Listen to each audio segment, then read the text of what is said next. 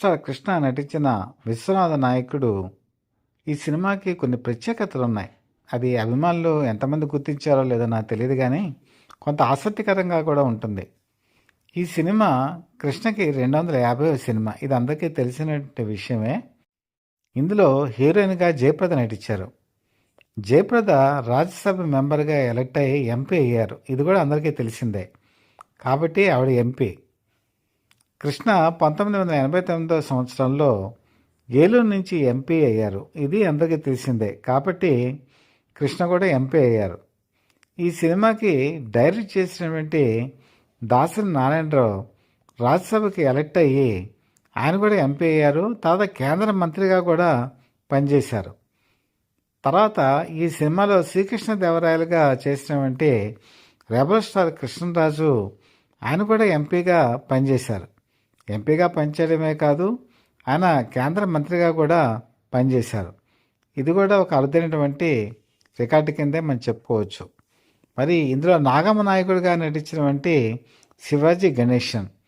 శివాజీ గణేశన్ 1982 నుంచి 1986 వరకు కూడా రాజ్యసభ మెంబర్గా ఆయన చేశారు.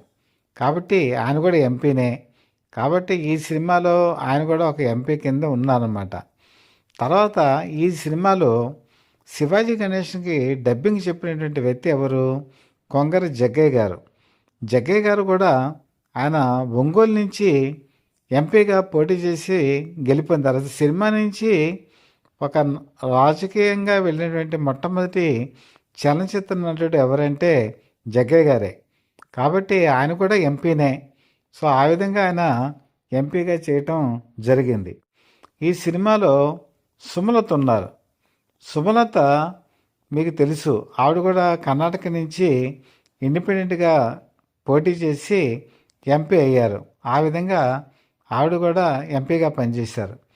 ఇంకా ఈ సినిమాలో ప్రొడ్యూసర్స్ వచ్చేటప్పటికి వడ్డే బ్రదర్స్. వడ్డే బ్రదర్స్లో వడ్డే శోభనాధీశ్వరరావు పెద్ద ఆయన కూడా ఎంపీగా పనిచేశారు. అంటే ప్రొడ్యూసర్స్లో ఒకళ్ళు ఎంపీగా చేసినటువంటి ఘనత దక్కింది. మరి ఈ సినిమాకి పాటలు రాసినటువంటి వ్యక్తి సి నారాయణ రెడ్డి. సి నారాయణ రెడ్డి కూడా ఆయన రాజ్యసభ మెంబర్గా పనిచేశారు. రాజ్యసభ మెంబర్గా పనిచేసి ఆయన కూడా ఎంపీ అయ్యారు. ఆ విధంగా ఈ సినిమాలో మీకు చూస్తే తెర ముందు తెర వెనకాల ఇంతమంది ఎంపీలు పనిచేసినటువంటి ఘనత అది కేవలం విశ్వనాథ నాయకుడికే దక్కుతుంది. విశ్వనాథ నాయకుడిలో ఇంతమంది ఎంపీలు పనిచేయటం మన భారతదేశ చలనచిత్ర పరిశ్రమలోనే ఒక అరుదైన రికార్డుగా చెప్పుకోవచ్చు.